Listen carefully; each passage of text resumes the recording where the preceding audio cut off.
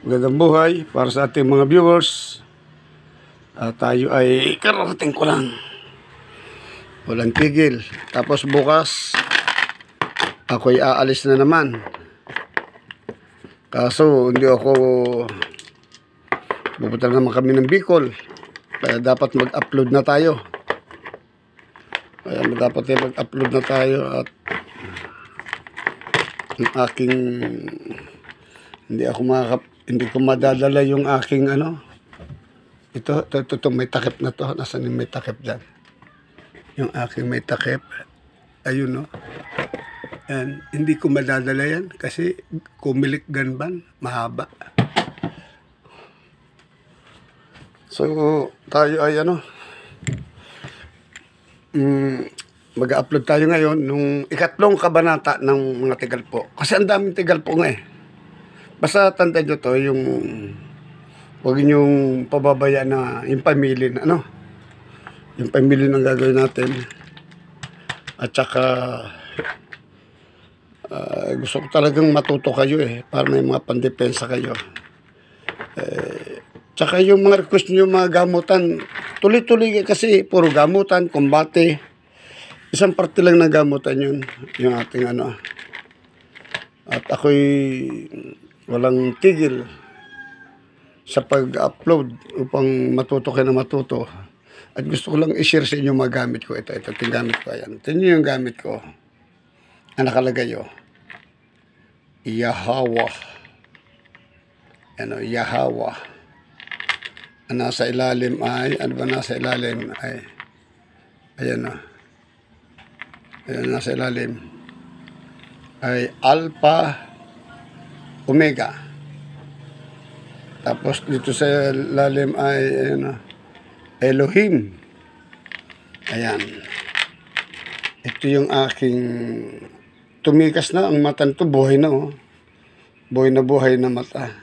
Ang mata niya buhay na Hindi ito ganito dati Ngayon talagang na siya parang ang mata niya buhay na kasi laging napapasalang sa basbasan. Ayan, napapasalang siya lagi kaya ito batoon mo to. Kaya lang, ayan, batoon mo. Kinain ng batoon mo. Yan. So, ito naman, ayan, para maalaman yung aking gamit, yung gamit ko, ayan, ang aking daladala lagi. Ayan. Ang aking mga mutya, ayan. Yan, nasa katawan ko yung mga yan. Nakikita ko lang siguro, alam nyo na to. Hindi ko na dapat na ipaliwanag pagka ko isa-isahin. Ayan, kita nag-aasal-asal na. Ayan, ito, alam nyo na rin to. Ito, alam nyo na rin to. Ayan ang salinta. Ayan, ayan ang linta. Ito naman, ayan, iba ang pagkapulan niya, ayan, sa dagat ko siya, pero mga bubuhay na lahat yan. Ito yung tagusan to. Ito. Linta din siya, pero magkaiba siya. Ayan. Ito yung aking batoom. Ayan. At marami akong ibibigay pa ng mga sa inyo. Ito, gusto ko lang ipakita sa inyo yung aking mga, ito yung aking ininom na tubig. Ayan. May batoom mo. May mga orasyon. Ang orasyon yan, ang tubig na yan, yan ininom ko. Ayan. Tapos, para makita nyo tambak ang laurel, ayan, mga pabuenas. Tapos, ayun, ang batoo mo. Bukod dito sa pinamimigay ko, ayan, ang batoo mo, ayan. Marami. Ayan pa, isang puno ng batoo mo. Ayan. At saka dyan sa mga bao-bao, may mga bao tayo. Pero may gawa na tayo doon. Ito yung mga, ayan, isang bibig, isang mata. Ito ay walang mata. Walang mata. Ayan, wala. Ang katulad niyan ay ito. Ayan. Ito sa akin. Ayan na. Ayan o. Walang mata. Yan ang pikan. Wala pong mata yan. Ayan. So, ano? So, ito yan. Ito yung may bunga. Ayan o. Ayan o. Tumigas na o. O, ayan o. May tubo siya sa loob. Ayan o. Tumigas na. Ayan o.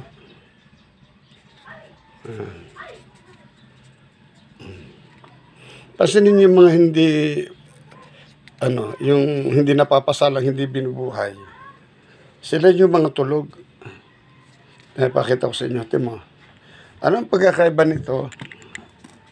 Yan na. Yan ang mata niya. Tama yan na.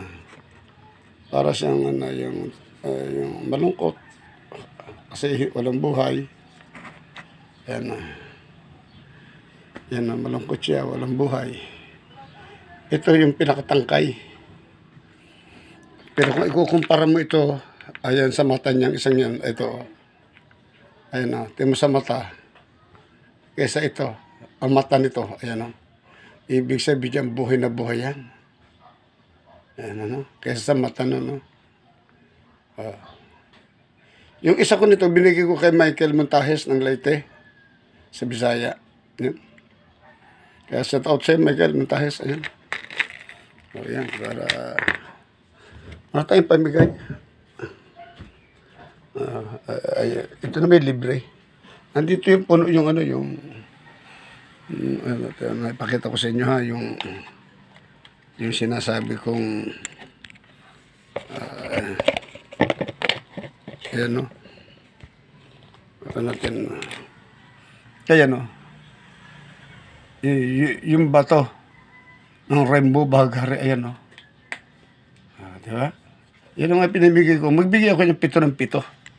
Kaya lahat ng mga nagpupunta dito, binibigyan ko. Hindi tayo marami sa mutya. Mga buhay na yan. Ito. Ito naman yung aking, tingnan nyo. Ito yung dahon na hindi mapunit-punit. Ito ay tatandaan na sa yan.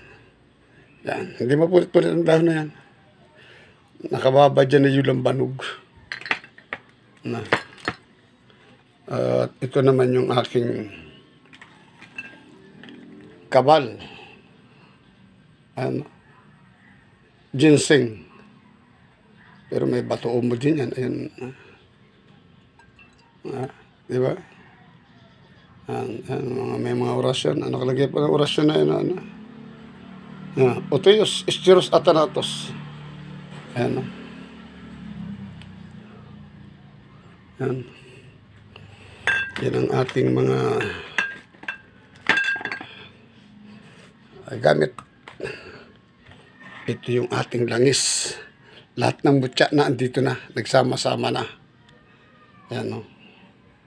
At ito napakabigat nito. Ewan ba't ganito kabigat to? Andyan, may halo-halo na sila dyan. Ayan. Ang papel, naging plastic lahat ng orasyon. Ayan. Yung ating mga ating mga gamit. At meron pa ako dito. Diyan sa loob. Tulad ng aking bag. Ipapakita ko sa inyo ang aking bag ha. Kung ano ang laging dala ko sa aking bag. Ang lagi kong dala ko sa aking bag. Bukod sa dalawang yan, dala ko nasa katawan nakasabit. Bukod pa ito. Ito. Yan.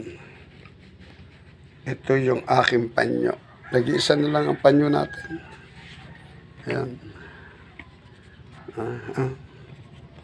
Ang panyo natin. Ang nakalagay. Pakita ko sa inyo. Yan. Yan pa oh. Hindi na kasi ako nagawa ng panyo. Kaya ayan.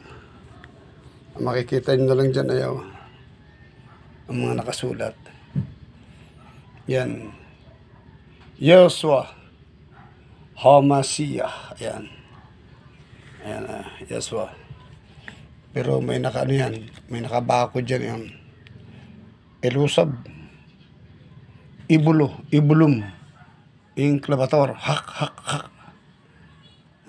And tapos dito, El Elyon. El Elyon. Akdonay huwa ahu. Ha iha aha ha. Dependame, salvame. Banggitin ng nasa isip lang. Ayan. Ito po yung aking mga ano. Pati po yung kamamatay lang, nandito po. Yung kamamatay pa lang. Namatay pa lang ng mga 12 oras. May oras yung patay para mabuhay. At pagbibigyan pa tayo. Nagawa ko na ho yan. Ngayon, ito pa. Ang aking... Ito ay nakuha ko sa ilalim ng lupa. Mga... Sa mga 15 dipa. Ito. Ito, na lupa. Ito. Kung ilalagay mo ito sa yung ito. Sa tenga, para kang nasa ilalim ng lupa nito. Humuhugong to. Ito, ayan. Pero bumbuo, napakalinis. Ang kasama nito, ito siya. Kaya nasa bag ko lang siya. Lapag mo natin dyan, ha? Ay, ito. Ito. Shells na naging bato. Ayan, shells siya. Ayan. Pero bato yan. Ayan. Sa tagal ng panahon siguro to. Ayan. Shells na naging bato. Ayan. Ayan. Ano ba sa probinsya to? Taparong ba to? Ayan.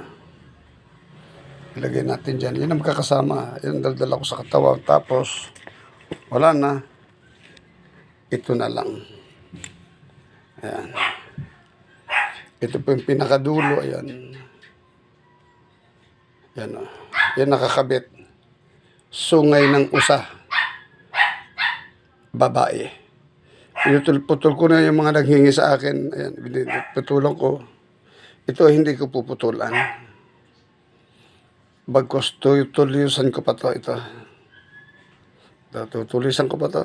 Kailangan matulis na. Ito yung pwedeng panarak eh. Ito. Ito pwedeng maubos to. Ito. Pero ito hindi. Kailangan matulisan pa siya. Ito mga panarak to sa mga elemento, sa mga aswang, sa mga balbal, sa mga engkanto, maligno. Ito. Sa kapre. Pero pampabuenos, ang ingatan lang nito, pampabuenos din to sa negosyo. Ang ayaw ko lang dito, malapitin sa chicks. Yan lang. So, ayan. Nakita ko na sa inyo ang aking tangan. Libalik na ulit natin sa aking bag. Dahil dadalhin ko yung bukas papuntang Partido Camarines Sur. Ayan. Diyan lang yan. At mamaya natin asikasuhin. So, mahaba na naman ang ating video. Malamang doon nila ako mag-upload ng ating ng mga so 14 minutes na naman to. Mahaba na naman. So ayan. Gusto ko lang ipakita sa iyo yung mga gamit ko na lang muna kaya para makita nyo yan. Sa baba mga gamit yung iba nandun sa likod. So, yun na lang muna. Dito tayo. Shoutout tuloy sa inyo. At tayo hindi nakapag-upload. Masabi ko lang is, alam ko yung mga ina-upload ko. Medyo sa baguhan, yung mga baguhan ba, mababasa nila ang orasyon natin. Pero pag gagamitin nila, hindi walang epekto, hindi tatalab. Maliban na lang sa inyo ng mga subscriber ko, followers ko, matagal na. Kasi alam nyo na ang sikreto, yun ang susi. Kung ano yung tinuturo ko sa inyo, sinusunod nyo, yun ang pinakasusi. Akala nila yung susi-susi ng mga orasyon. Hindi yun ang totoong susi. Ang totoong susi, alam mo lahat ang pamilin ng isang orasyon. Yan ang tunay na susi. Di ba? Nagsususi tayo ng mga hack. sorka, orka, hak. Diba yung mga sungo, di ba? Pero hindi yan ang tunay na susi. Ang tunay na susi, kasi ang orasyon hindi gagana kapag hindi mo alam. Marami nakakabasa, pawalit, wala namang kwenta yung orasyon na yan kasi hindi man tumatalab. Yun po ang sikreto. Kasi ngayon lang sila nagbukas ng pumasok sa spiritual, ngayon lang nila na basa, gagamitin agad nila yan, tetesting agad nila, pero walang epekto. Pero kayo, na tinuruan ko na, matagal na kayo sa YouTube channel ko, pansinin nyo, may epekto yan. May epekto yan kasi sinusunod nyo yung mga tagubilin ko. Ang unang susi dyan, magdasal ka ng bago ka matulog sa gabi. Isuko mo ang sarili mo, humingi ka ng kapatawaran, minsan napabaya mo siya, nakalimutan mo siya. Na siya yung nagbigay ng buhay sa iyo, ng kalakasan, pag lahat ng material na bagay, iyon ang pagkagising mo sa umaga, ganun din, magpasalamat ka. Humiling ka na, kung may mabigat, humiling ka na kung anong gusto mo mangyari. Tanda mo ha, ang orasyon natin, di ba, naniniwala ka na may Diyos. Ang orasyon, na binigay kong orasyon, bakit hindi tumatalab? Yan sabi na mo, ba't ay nung tumalab? Ganito rin to sa panalangin. Pag ikaw nanalangin sa Ama, sa ating Amang Diyos na may likha ng sanlibutan, humihingi ka, pero walang sumasagot. Parang kasi mo, hindi naman totoo, hindi, walang tugon, walang ano. Mali po, mali yan. Ang masabi ko sa inyo, hindi siya rekta. Bagamat humingi ka sa Kanya, ng mga problema mo, yung solusyon ang hinahanap mo, barang hindi ka napapakinggan, mali ang iniisip mo. Huwag mong isipin na siya mismo ang magbibigay sa iyo. Gumagamit yan. Ha? Kaya nag-exist yan, yung Ama, sa ibang tao. Napapansin mo, pag alam mong mabigat na ang dinadala mo, may isang kaibigan, may isang tao po na pumunta sa iyo, yun, nag-exist yun. Hindi siya mismo. Ang hinihingi mong tulong ay hindi siya. Nasa tao din. Gumagawa din lang siya ng kasangkapan ng mga tao dahil sa kahilingan mo. Ganon din ang orasyon. Ang orasyon, bakit ka nabahan sa orasyon? Hindi gumagana. Yan ang sinasabi ko sa inyo. No. Isa puso mo, kung talagang gustong matuto ng spiritual, napakalaking bagay. Napakalakas sa katawan. Pag nagpabasbas ka dito, lalo kang matitindi. May mararanasan ka, mararamdaman ka. Pag nabasbasan ka dito ng 3 beses, tandaan nyo ito, sa gabi may magpaparamdam na sa'yo. Natutulog ka, akala mo, tawalit ka ng dati, ba't parang may hinuhulugan ka ng buhangin sa mukha, binibirikan ka ng tubig, bakit parang nasa kalsada, narinig mo pa yung mga nag-uusap, pati tapak ng tsinelas, natutulog ka, naririnig mo sila. Ibig sabihin nun, nagpapakilala na sa iyo ang iyong gabay kapag oras na ikaw ay nabasbasan. Kaya napakalayo po. Lahat kami ganyan ang experience. Magpaparamdam sa iyo, magpapakilala sa iyo ang gabay mo. Pag oras na nabasbasan ka dito. Yan ang, pag dito lang sa atin sa YouTube, hindi mararamdaman eh. Hindi. Pero pag nabasbasan ka na dito 3 beses, tanda mo, may pagbabago na agad. Naandyan yung parang may bumubulong sa iyo sa tainga mo, tapos sa mukha mo parang may natutulog ka, parang may gumising sa iyo. Tandaan mo, yan ang gabay mo, yan ang magliligtas sa iyo at nagbibigay ng babala sa iyo. Makikilala mo siya sapagkat ang gabay mo, nagpapakilala na sa iyo sa oras na mabasbasan ka. So, yun lang. At maraming salamat sa inyo lahat. At sana naunawaan ninyo ang aking pinapaliwanag. Sana naintindihan at naunawaan ninyo. Yun lamang at maraming salamat sa inyo muli. Shoutout nga pala sa inyo lahat. At tutuloy-tuloy na natin ang shoutout, ang inyong comment at lahat kayo. At sa mga hindi na shoutout, i-comment nyo lang. Mag-comment lang kayo. At pag nabasa ko ang comment nyo, isinusulat kong comment yung babasahin ko. Pero pag walang comment kayo doon, hindi ko kayo masya-shoutout kasi yun lang ang aking ano. No? At saka marami tayong viewers, kaya lang ang viewers natin, marami tayong viewers, hindi pa nakasubscribe. Kaya yung baka may time kayo na hindi pa pala kayo nakasubscribe, di mag-subscribe na. Ngayon, kung ayaw mo naman, okay lang. Kung hindi mo ito sa pilitan. Ang importante sa akin, matuto ka. Maligtas ka. sa pamamagitan ng spiritual. Salamat, yun na lang at maraming salamat sa inyo lahat. Pagpalain kayo lahat sa buhay at sa iyong pamilya.